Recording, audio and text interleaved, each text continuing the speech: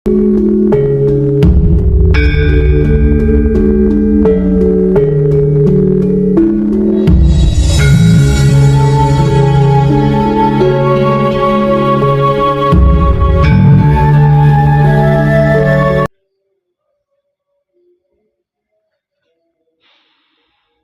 menguasai jiwa raga kita, yang punya hak atas jiwa raga kita, hanya hidup kita.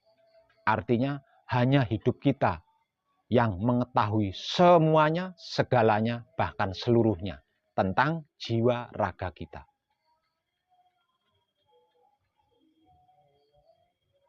Jika tidak, sudah pasti jiwa raga kita tidak akan mengetahui.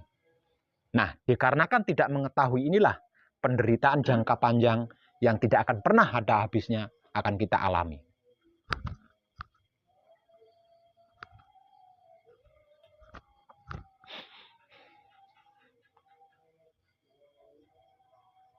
Dan hal inilah yang disebut gagal sempurna atau tidak sempurna.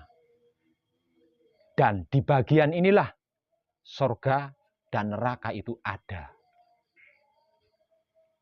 Walaupun saya pernah memberikan sebuah informasi bahwa surga dan neraka itu sesungguhnya tidak ada, itu hanya untuk orang-orang yang berhasil mencapai kesempurnaan abadi. Bagi orang-orang yang gagal mencapai kesempurnaan, sungguh surga atau neraka itu ada. Kalau ada, seperti apa Pak Web? Saya kasih penggambaran. Surga dan neraka di alam dunia itu berlaku bagi raga kita atau wujud kita.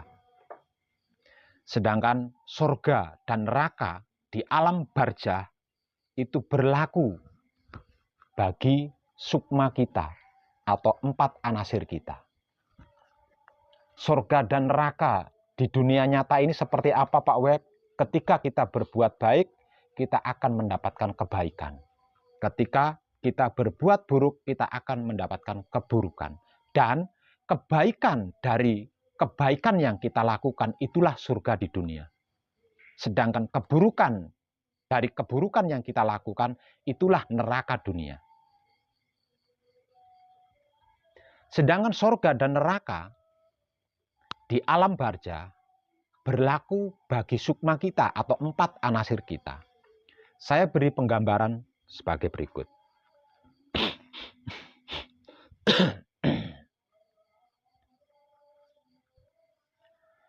Ketika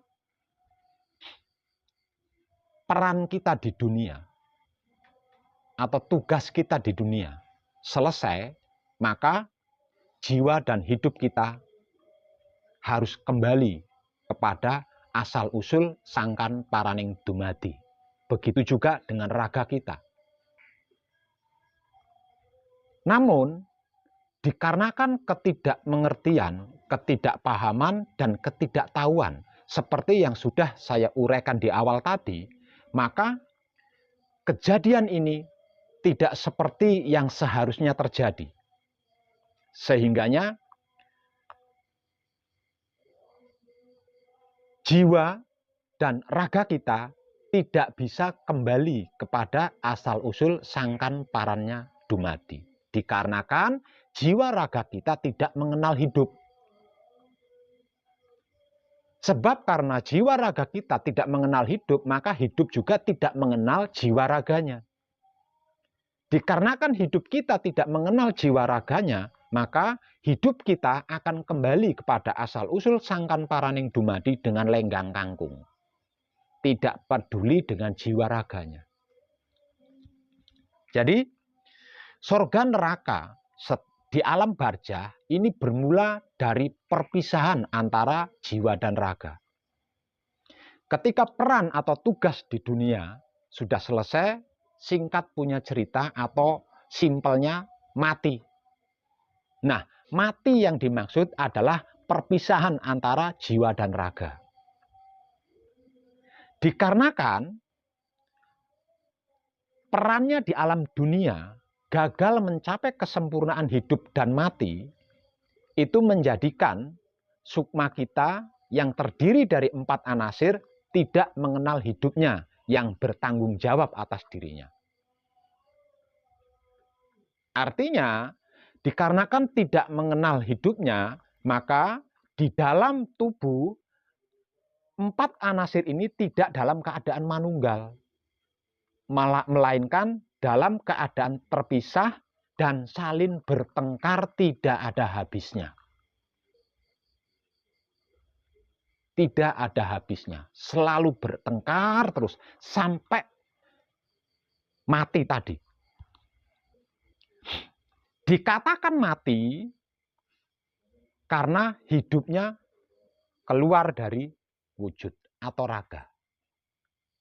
Lah, keluarnya hidup dari raga inilah yang disebut mati. Dan dengan kematian inilah hidup bisa kembali kepada asal usul sangkan paraning dumadi, yaitu maha suci. Karena tidak saling mengenal, maka kembalinya pun dengan lenggang kangkung. Jiwa raga kita tidak akan bisa apa-apa tanpa hidup.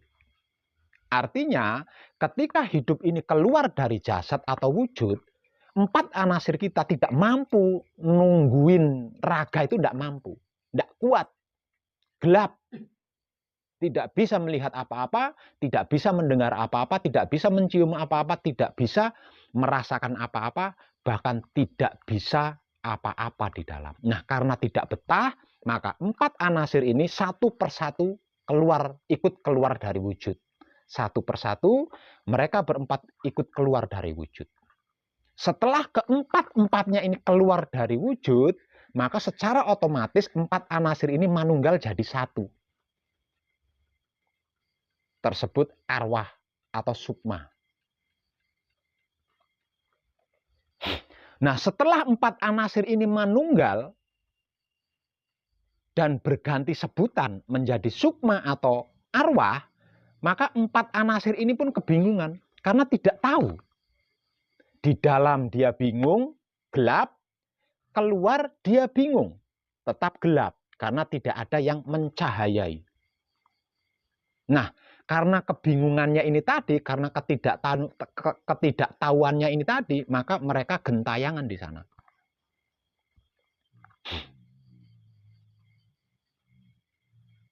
Sedangkan si raga atau si wujud yang kemungkinan dibakar atau dikubur, dibakar atau dikubur tetap saja menjadi santapan makhluk-makhluk lain.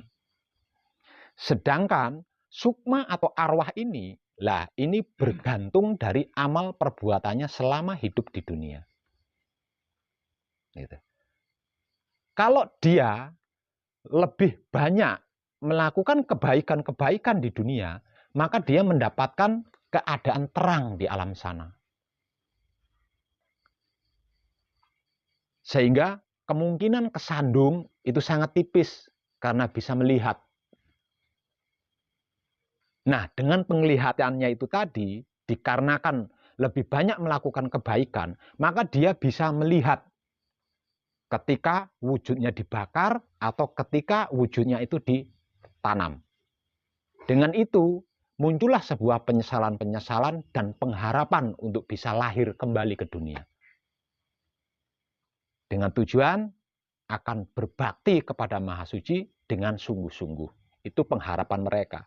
Namun pengharapan tetap tinggal harapan saja, tidak bisa mereka mewujudkan. Dengan keadaan terang, dia bisa memilih tempat. Dia bisa memilih tempat. Karena apa? Karena tempat apapun dia bisa melihat karena terang. Nah, ini yang disebut surga bagi sukma di alam barja. Namun jika keburukan yang lebih banyak dilakukan semasa hidupnya di dunia, maka dia di sana kegelapan. Gelap, tidak bisa melihat apapun. Nah, dengan kebingungan yang tidak tahu apa-apa ini, maka mereka banyak mengalami kesengsaraan-kesengsaraan. Termasuk tidak tahu kalau itu jembatan, dianggapnya rumah, dia tinggal di situ.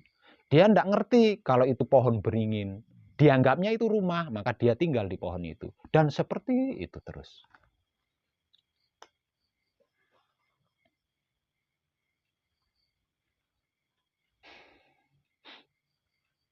Itu yang gagal mencapai kesempurnaan. Bagaimana untuk yang berhasil mencapai kesempurnaan? Berhasil mencapai kesempurnaan berarti antara raga atau wujud, sukma atau 4 anasir dan hidup ini saling mengenal. Nah, untuk bisa saling mengenal antara wujud atau raga, sukma atau 4 anasir dan hidup, ini ada prosesnya, ada pembelajarannya. Dan selama saya belajar, wahyu pancagaib lah yang berhasil mengantar saya tentang hal ini. Dan wahyu pancagaib tak lain dan tak bukan apa yang sedang saya bahas ini. Lah, bagi yang mengenal hidupnya, maka ketika peran atau tugas di alam dunia ini selesai, alias mati, mati yang dimaksud adalah hidup keluar dari jasad. Nah, ketika hidup ini keluar dari jasad, dikarenakan saling mengenal, hidup ini peduli. Dia tidak sekonyong-konyong langsung pulang dengan sendirinya. Karena dia mengingat ada 5 saudaraku yang aku tinggal, yang aku harus bertanggung jawab. Lah, dikarenakan hidup ini keluar dari jasad atau tubuh, tubuh ini kan gelap. Artinya 4 anasir kan nggak tahu apa-apa di dalam. Dan tidak bisa apa-apa di dalam. Nah, mereka berempat tidak kuat berada di dalam itu. Hingga akhirnya mereka berempat ini keluar satu persatu. Ketika mereka berempat ini keluar satu persatu, oleh hidup ini disambut. Semisal contoh, mutmainah keluar. Disambut oleh hidup. Dipeluk, digandeng, digendong. Dikarenakan mutmainah ini tadi berasal dari sari-sarinya air, maka oleh hidup diantarkan kepada sari-sarinya air sampai kembali menjadi sari-sarinya air lagi. Nah, dia datang lagi, nunggu lagi. Semisal contoh lagi, Aluamah yang keluar, langsung disambut oleh hidup.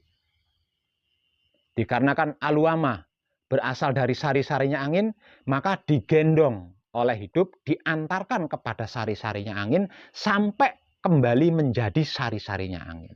Begitu seterusnya hingga keempat-empatnya ini kembali kepada asal-usul sangkan paraning dumadinya masing-masing.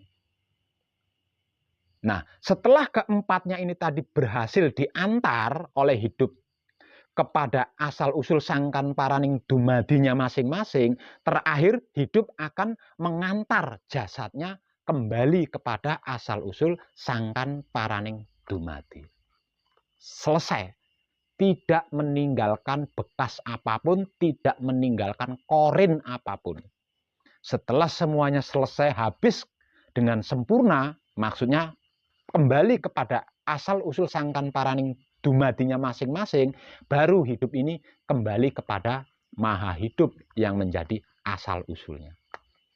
Setelah hidup kembali kepada maha hidup yang menjadi asal-usulnya, maka kemanunggalan ini menjadi sirna. Tidak ada apa-apa tidak ada. Karena menyatu menjadi kesatuan dengan alam semesta. Itu yang dimaksud dari kesempurnaan urip lan pati, atau kesempurnaan urip lan pati, atau kesempurnaan hidup dan mati.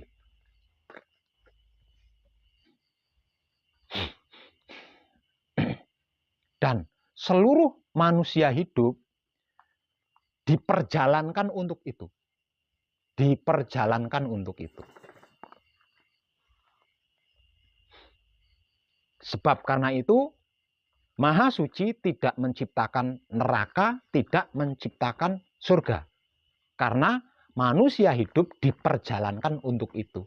Lah, kalau Maha Suci tidak menciptakan surga dan neraka, lalu surga dan neraka itu ciptaan siapa Pak Web? Ciptaan manusia itu sendiri, bukan ciptaan Tuhan.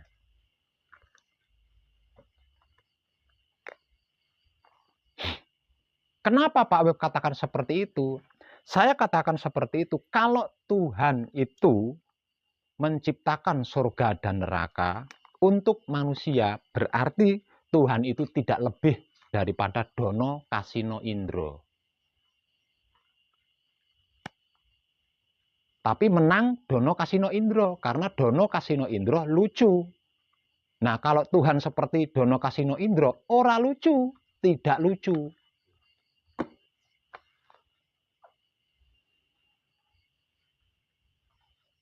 Dan saya rasa dewasa ini paham dengan maksud saya tadi.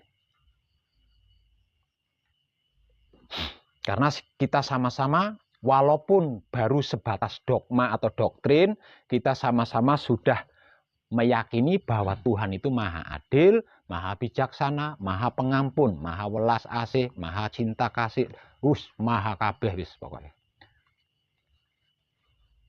Nah, kalau memang Tuhan itu seperti itu, lalu apa maksudnya menciptakan surga dan neraka?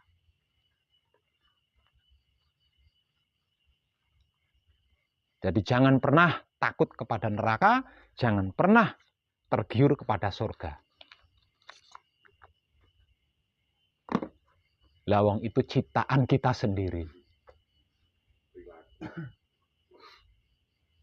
Ciptaan kita sendiri dari laku kita sendiri.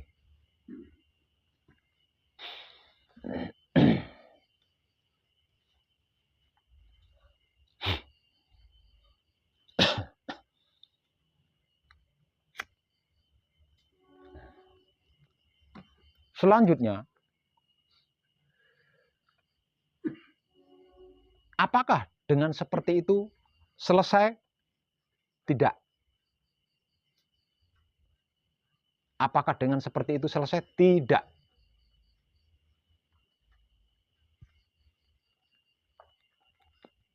Karena ada dawuh dari Romo. Kunci kuwi ora ono opo-opo. Opo-opo ora ono. Lah, kuwi lho aku, sejatine aku langgeng tan kena owah gingsir. Nah, itu baru selesai.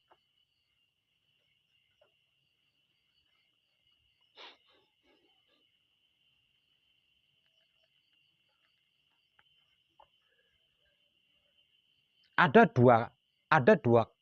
dua kalimat di situ. Kesempurnaan abadi atau keabadian yang sempurna. Ada dua kalimat di situ. Kesempurnaan abadi itu bukan satu, melainkan ada dua. Sempurna tidaklah cukup. Abadi tidaklah cukup. Yang cukup adalah kesempurnaan abadi atau keabadian yang sempurna. Lah, ini yang tepat.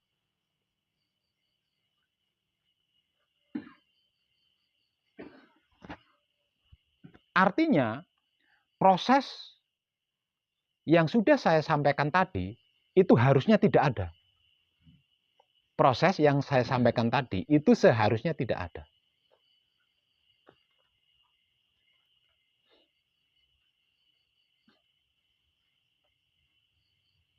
Kenapa tidak ada?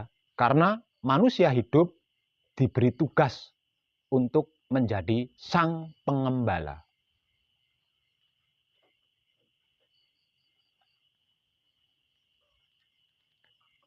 Lah, kalau sang pengembala mati, bagaimana dengan yang digembala?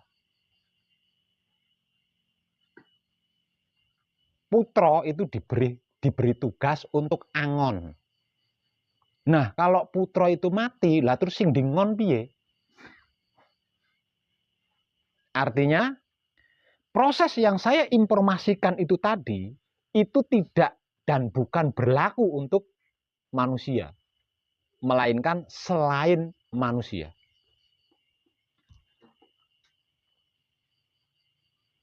Manusia adalah gambaran dari kenyataan wujud Maha Suci Tuhan.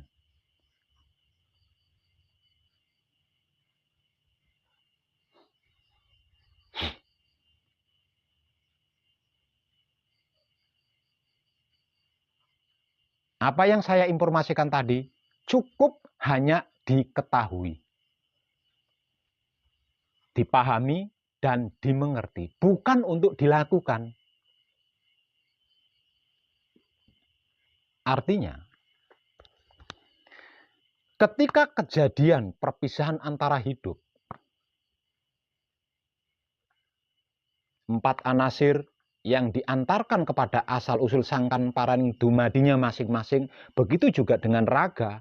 Setelah hidup ini kembali kepada Maha Hidup, dia karena ada kesadaran, dikarenakan berkesadaran, dia ingat anak putune, tonggone, ingat istrinya, ingat.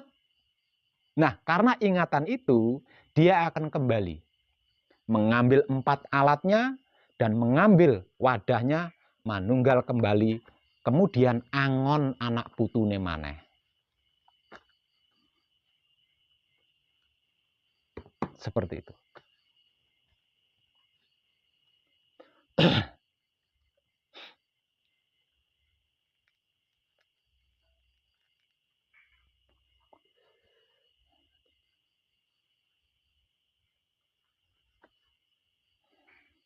Nah, sesungguhnya dalam pengkajian ini dan pemraktekan ini, kita sedang menggenapi firman ini. Sebuah firman yang akan menghapus seluruh penderitaan dan kesedihan. Firman yang akan menghapus seluruh penyakit. Firman yang akan menghapus seluruh keburukan, seluruh kejahatan, seluruh kemiskinan, bahkan seluruh kuburan akan terhapus.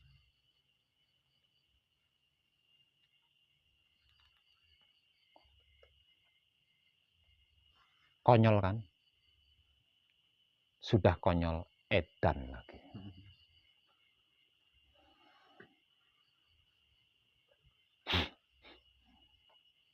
Sebab karena itu, pelajaran mati di dalam hidup atau mati sebelum mati diwahyukan ke dunia, diturunkan ke dunia bagi seluruh umat manusia. Agar mengetahui, memahami dan mengerti bahwa seluruh manusia hidup itu diberi tugas untuk menjadi pengembala, bocah angon. Sing diengon sapa? Sing diengon apa? Yang digembala apa? Yang digembala adalah seluruh makhluk semesta alam, bukan manusia. Bukankah untuk itu nenek moyang kita diturunkan ke dunia?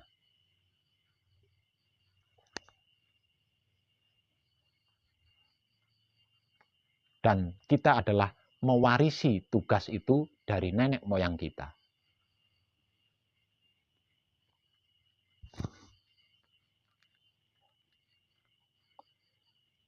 Andai saja sejak itu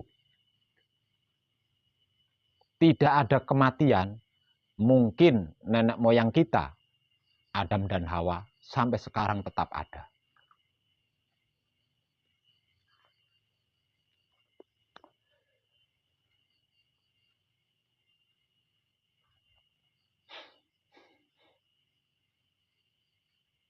Adakah ajaran yang lebih tinggi dari ini?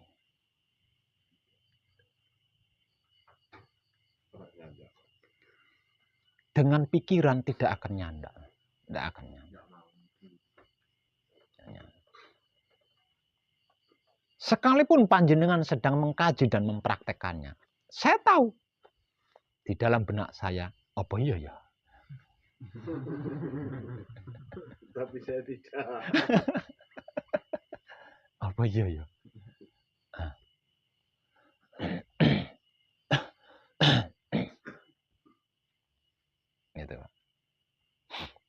Itulah ajaran hidup tentang kesempurnaan abadi atau keabadian yang sempurna.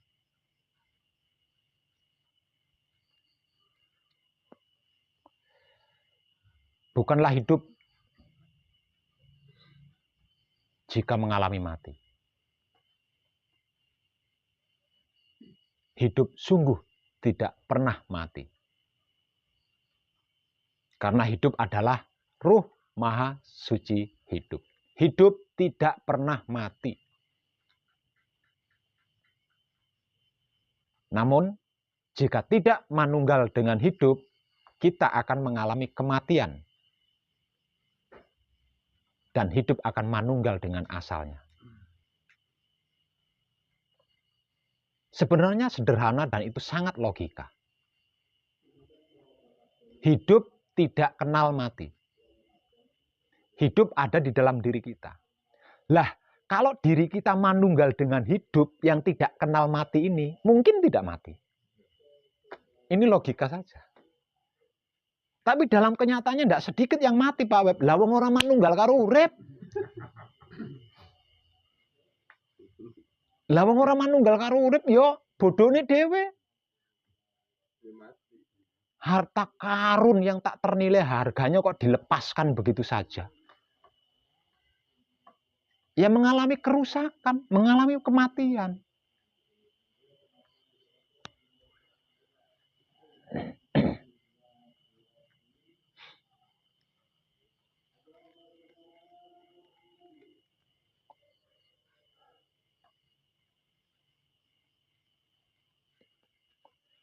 Namun untuk apa tidak mengalami kematian kalau di dalam diri kita selalu bertengkar? Nah, di sini letak pentingnya manunggaling kawula Gusti. Kawula adalah 4 anasir, Gusti itu adalah hidup. Ketika kawula lan Gusti ini manunggal, maka terjadilah sebuah kerjasama yang indah. Dan keindahan kerjasama mereka berlima ini akan merawat tubuh kita.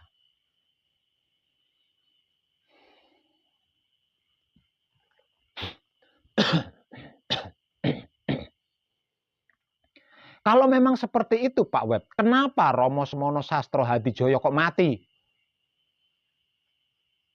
Kalau Romo Semono Sastro Hadijoyo tidak mati, kita tidak akan pernah bisa manunggal. Romo Semono Sastro Hadijoyo adalah manusia luar biasa yang rela mengorbankan wujudnya demi untuk putra-putranya bisa manunggal.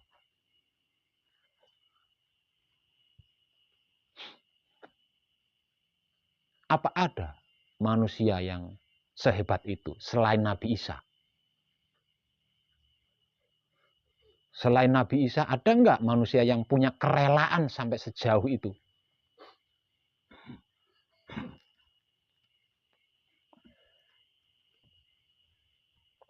Jadi, kematian Romo Semono Sastro Hadijoyo itu demi kemanunggalan putra.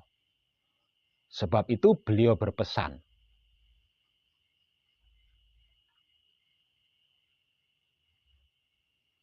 kabeh panalangsane putra wis sun tebus. Mula aja neko-neko.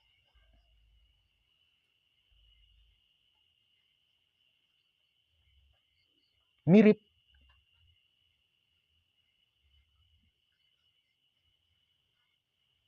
dengan Nabi Isa. Datanglah padaku dengan seluruh beban beratmu. Aku akan menanggungnya. Dengan darahku.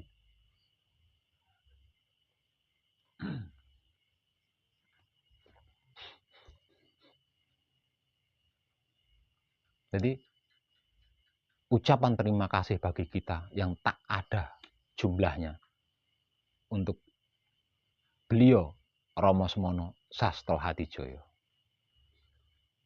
Dengan perjuangannya seluruh putra bisa manunggal dengan Romo.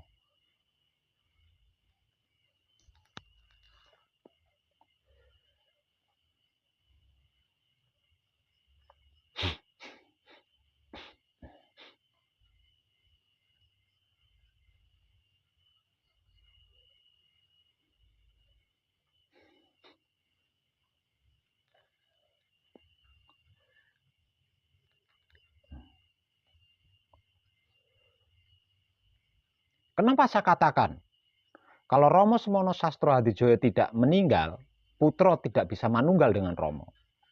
Lawang Romonya itu ada di dalam tubuhnya Semono Sastro Hadijoyo, manunggalnya gimana? Ya dimarah sama istri-istrinya kalau manunggal. Ngendarani, oh lanang podo lanang arep mlebu kamar macem-macem.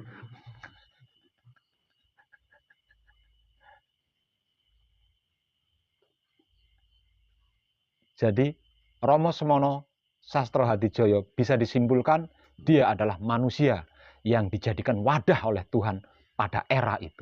Iya, manusia pilih. Sebab karena itu setiap kali ada putra sowan, beliau selalu menyambutnya, yo sowan maring ramane toh. Sowano maring romone toh. Tapi yang sowan banyak yang tidak menyadari. Dikiranya Romo yang dimaksud itu yang sedang dia datangi itu tadi, yang sedang disungkemi itu tadi. Secara fisik.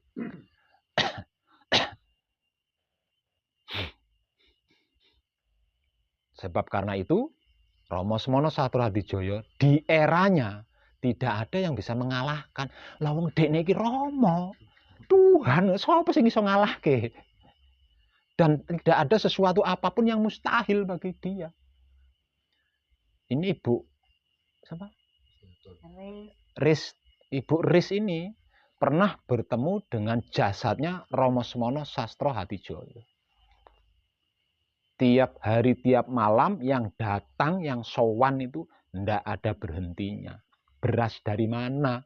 Romo Semono itu pensiunan. Ora kira cukup lek dinggo nalar.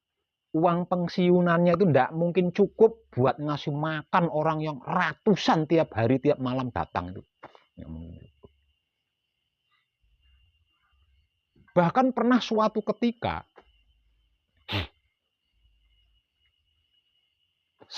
ketika Romo sedang manekung. Kalau Romo manekung, Romo Semono Sastro Hadijoyo maksudnya ya. Kalau sedang manekung itu tidak menerima tamu. Tidak menerima tamu. Lah, dikarenakan tidak menerima tamu beberapa hari, rumah kan sepi. Tapi tamu ini kan ngantri di luar rumah. Gitu loh. Ngantri di luar rumah. Dikarenakan sepi untuk beberapa hari, sing jenenge pawon kan ora tau ono genine. Sedang manekung. Begitu buka, geruduk mlebu kabeh, masuk semua. Mongko pawon wae durung ana genine. Istri beliau yang bernama Ibu Tumirin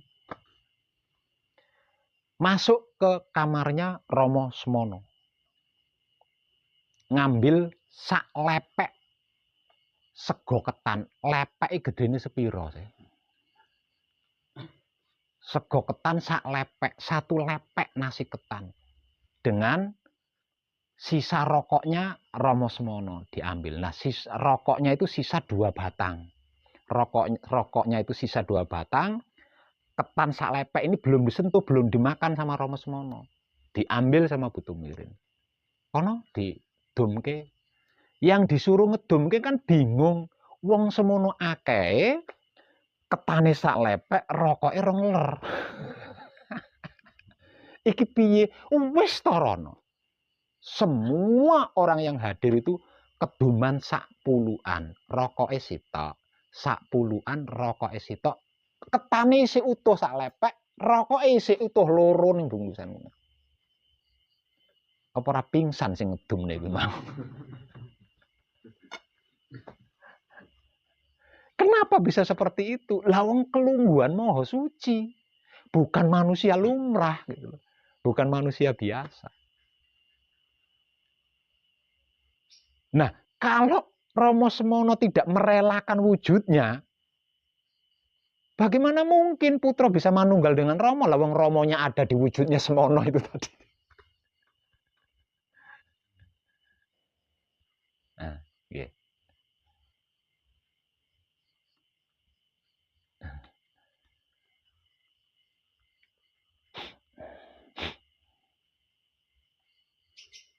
Dan semua putra setidaknya mirip-mirip seperti itu. Harus mirip seperti itu. Kalau sudah manunggal dengan Romo, bisa melebihi Romo Semono, bisa. Melebihi Romo Semono bisa kalau sudah manunggal dengan Romo. Nah, kalau sudah bisa seperti itu, lah itulah yang disebut mijilake Romo. Putra ingsun mijilake. Mula putra kudu bisa mijilake ingsun. Nah, kalau sudah seperti itu, sudah nggak ada bedanya antara putra dengan Romo. Sudah nggak ada bedanya. Sama. Putra ya Romo, Romo ya putra. Nah, kalau sudah di situ, lah kuwi sing disebut cah angon. Itulah yang dimaksud bocah angon.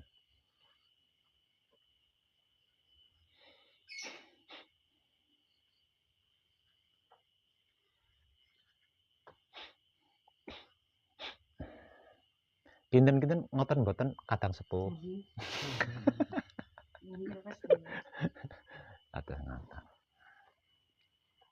Sedikit banyak Ibu Riz sudah mendapatkan kesaksian langsung dari beliau Romo Semono Sastro Hatijoyo.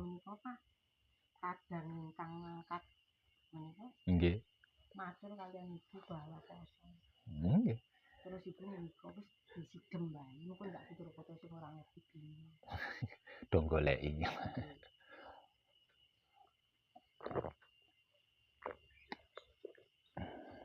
Kan di numpak nanu sampun mboten nonton-nonton. Ya nggih. Saya enggak mengetahui itu karena itu bukan era saya kan. Aku isih bujang tanggung, seneng kesekten, surung roh. Nah, aku roh ya penasaran tak buka morine. Karena apa? Karena yang dikubur itu bukan tubuh, gitu, bukan wujud. Mung kanggo ngelabui wong tok.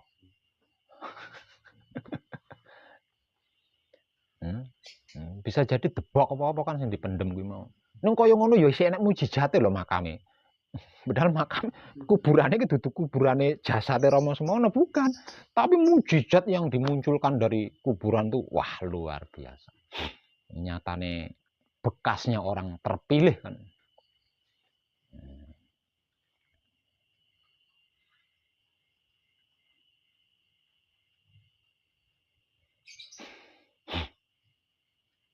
Jadi jangan pernah berkiblat kepada gambarnya Romo Semono Sastro Hatijoyo. Sebab Romo Semono Sastro Hatijoyo saja sungkemnya kepada Romo. Nah kok kita sungkem ke jasadnya itu piye?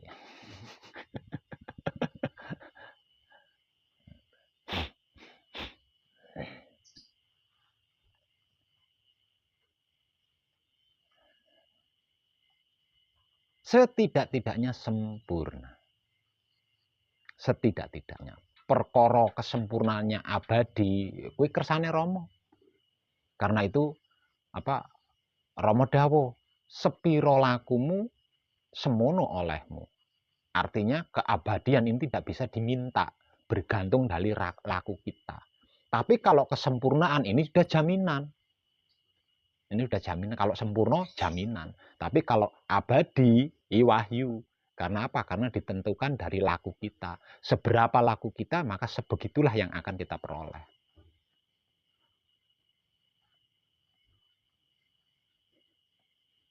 Neng, Romo dawuh, wiwit saiki Romo wis manggon ana telenging rasane para putra. Ngoten kan nggih. Nggih. Nggih. Masa kok pinten menit ngomong wirawuh lak dalem yo ramen nek ngomong wis telengi rasane. Nek kok dari mangkat pas ngombe mangkat langsung ya. Oh nggih ngaten mau kan jare ora pesan. Saking tawaduknya. Jadi dulu kalau jangankan orang awam ya, orang awam, putra aja kalau menghadap ke raganya Romo Semono Sastro Hatijoyo nggak ada yang berani angkat muka ini semua. Dingkluk kabeh. Jadi Romo mau action seperti apa itu nggak ada yang tahu, lawang donduing lu ngabe. Kalau dari keluarga besarnya luwih ekstrim lagi. Kalau jalan itu dari latar sampai ke pasowanan itu pakai dengkul ngesot. Iya. Nah, dalam itu kan maoso itu Romo sudah sampurna gitu. Nggih. Tapi karena di situ jadi kita menganggap Romo itu rogo yang piniji. Sekarang ini saya kalau saya masih terkesan-kesan, masih dengkul. Tapi itu benar, itu kan anggaungguh, itu kan tradisinya orang Jawa kan seperti itu. Enggak masalah. Yang penting kan kiblatnya bukan ke makam. Ya ke Romo itu.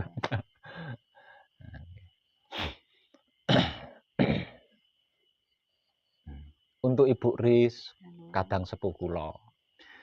Sepertinya yang belum panjenengan ketahui adalah tata cara sowan kepada Romo yang tepat. Nggih. Nah, nanti kula sharing babakan mboten panjenengan nggih. Nggih, khusus tentang itu. Yang lain ada pertanyaan tentang ini? Ana? Paham. Liyane sitok sing semaur. Mas Bro? Ada yang? Enggak ada? Kalau tidak ada, kadangan kita malam ini saya cukupkan sampai di sini ya. Nanti sambung kali lain dengan tema yang berbeda agar supaya kita tidak bosan mencernanya. Nggih. Namun intinya masih tetap sama, yaitu tentang Wahyu Pancalaku dan Wahyu Pancagaib. Terima kasih dan tercerahkan kita semua. Ini kadang sepuh. Kadang sepuh ini. Asma sejatinya siapa, Bu? Ristiato. Asma sejati. Oh, Endang Retnowati. Endang Retnowati. Asma asli langsung dari Romo Semono. Endang Retno. Wardi. Waduh, sak pasar. Dawane Romo. Repot golek mijil. Ya kan, Endang sawes lali lah aku ta. Endang Retno Wardi. Oh iya. Wis simpel konto rupa simpel. Saya singkat tadi. Luar biasa kadang sepuh luar biasa. Mantap.